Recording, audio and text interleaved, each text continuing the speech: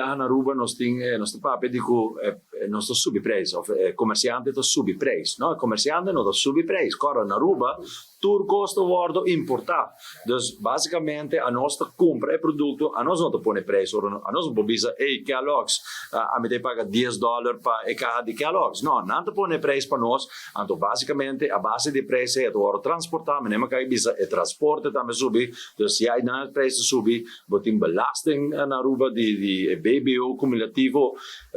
de 7%, que agora antes está 3%, dus 6% outra na 7%, já sabe depois onde está vai. Pero o qual nossa primeira está basicamente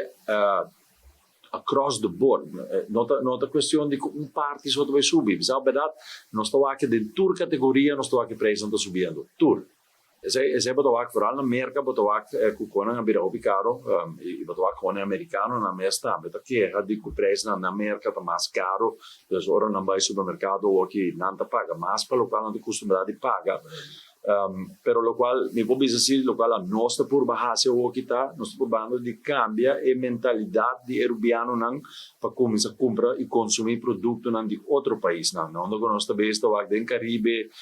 nós também estamos aqui em Centro-América, Latinoamérica, pero hasta mais leu tem outro país não na Turquia, em Ásia, você caminha não com não da torta ainda botar a comida tique mais barata. Pero erubiano também mister aceitar, mister abrir, para adaptar, para sobre o produto na América, vooral met wat business na América e eigenlijk Europa também, todo local bem de Holanda também do caro. Dus, pero se botar mente aberta e nós como isla também, mas aceitar outro produto, não, isso vai aliviar, claro, de aspecto é transporte te queda hobby viaja é challenge hobby viaja ainda não lubida nosso isla chiquito que não tem